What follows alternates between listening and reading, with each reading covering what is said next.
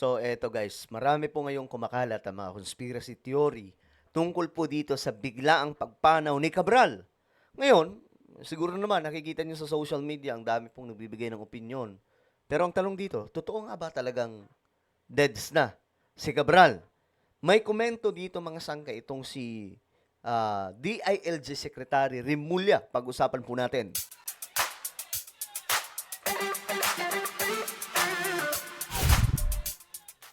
So again, Merry Christmas everyone.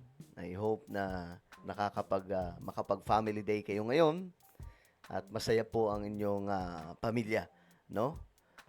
And praying for more success sa inyong mga buhay, sa inyong pamilya at syempre sa ating bansa, no? Matapos na po itong kahirapan ng Pilipinas dulot po nito mga korap na mga politiko.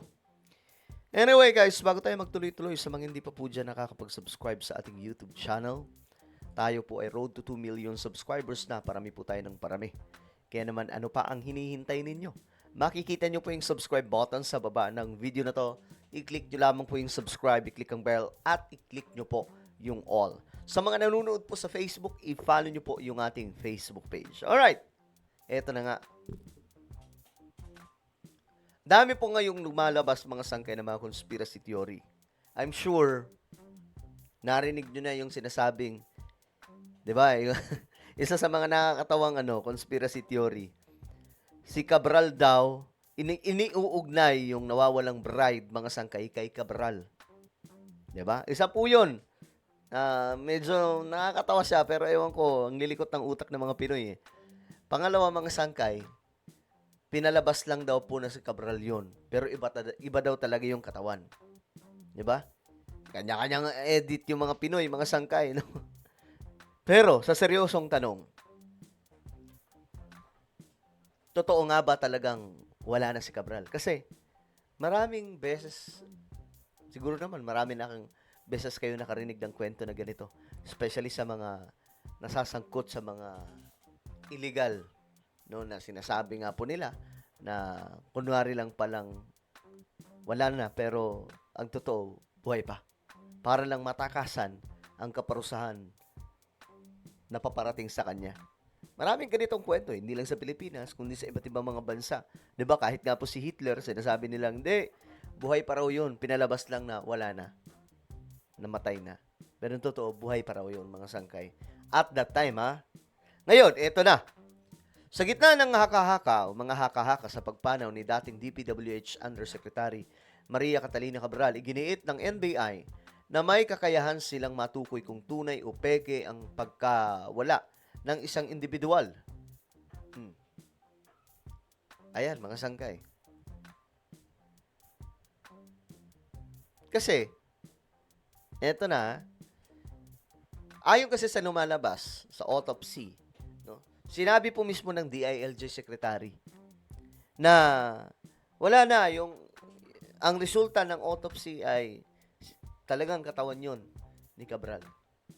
Pero sabi dito, ang NBI, pwede nilang malaman kung fake yan or hindi.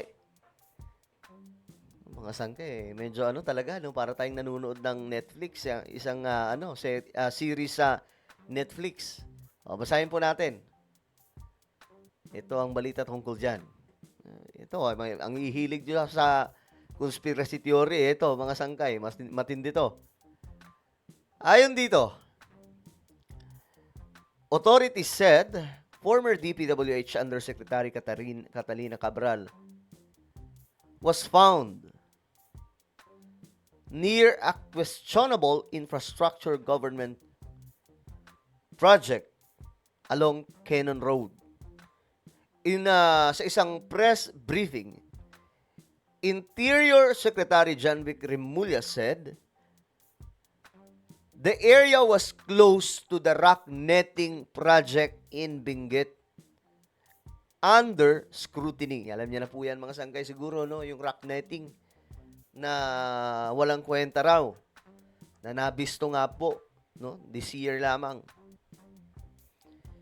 Sabi dito, it is in the psychological makeup, sabi ni Remulla. Isa daw pong attempt ng, alam niyo na mga sangkay, pagtanggal ng buhay.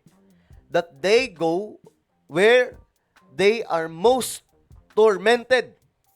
So kung saan sila hinahabol ng kanilang konsensya, doon daw sila pupunta at doon na nga daw po nangyayari.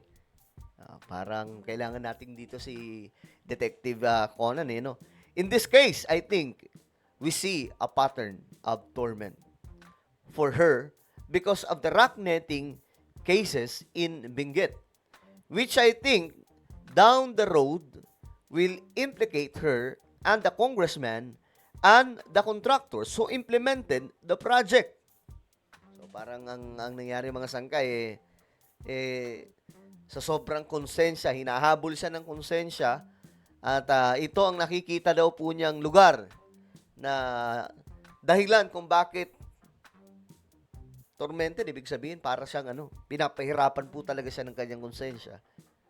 Doon siya pumunta para, ayun na, isinagawa na daw niya yung kanyang hindi magandang gagawin ng isang tao. Nakita na lang po siya sa isang ilog doon sa Benguet, di ba? Sabi dito, hindi siya ghost project. Severely overpriced. Kasi rock netting is only 325 per square meter, and they sold it to the government for 1,400 pesos per square meter. So, overpriced. Actually, lahat po ng material sobrang overpriced daw. He dismissed report that Cabral met with anyone during her stay in Baguio, saying CCTV footage showed her going straight to her hotel room. Sabi ni Remulla, so far, wala kaming nakitang may kinausap na iba. The Philippine National Police confirmed that investigators recovered, may na-recover po sila sa hotel room na knife and several medicines mula po sa hotel room ni Cabral.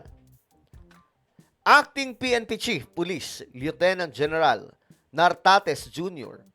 Sinabi niya mga sangkay that the National Bureau of Investigation or NBI applied for a search warrant to secure items left in the room. If you're talking about the knife or the items that were recovered, yung knife for self-protection or panggamit niya lang inside the bag. While the medications, we secured that. We put that into study. Sabi po ni Nartates. So yan po ang sinasabi nila mga sangkay na ito daw po ang nangyari sa kanya sa hotel. Pero, ayun na nga po mga sangkay, marami po talaga ngayon yung conspiracy theory na itong si Cabral nga daw po, mga sangkay, posibleng buhay pa at tumatakas lamang daw po sa batas, tumatakas lamang daw po sa hustisya. Kasi ano na to nasa stage sa po tayo na hablutan na ng mga kurap. Diba? Kita nyo naman mga sangkay. Do, kahit wala pa po mga kongresista na nasa loob ng kulungan at mga senador, pero 2026 ay critical sa lahat ng mga kurap. Kasi dito po talaga magkakadamputan. At ang sasasusi daw po dyan ay si Cabral. Kaya marami po ang mga haka-haka na posible daw po, mga sangkay, na buhay pa. At niloloko lamang daw po tayo sa pamamagitan daw po ng autopsy na yan o ano pa. Di ba, mga sangkay, sa mga fan dito ng Detective Conan. I'm sure, mga sangkay, iyan ang dahilan kung bakit ang dami-daming conspiracy theory patungkol po kay Cabral. Pero kung kayo ang tatanungin, mga sangkay, kayo lang, tatanungin ko kayo, kayo ba ay naniniwala na si Cabral ay buhay pa? Tingin nyo, mga sangkay, buhay pa si Cabral at tumatakas lang sa batas? O talagang wala na? Kasi ayon sa autopsy, di ba? Siya daw talaga yun. Comment nyo po sa ibaba ang inyong mga opinion. Meron po tayong YouTube channel. Ito po ay Sangkay Revelation. Hanapin nyo po ito ngayon sa YouTube, guys. Kapag nakita nyo na, i-click nyo po yung subscribe, i-click ang bell, at i-click nyo po yung all. Ako na po ay magpapaalam. Mag-iingat pong lahat. God bless everyone.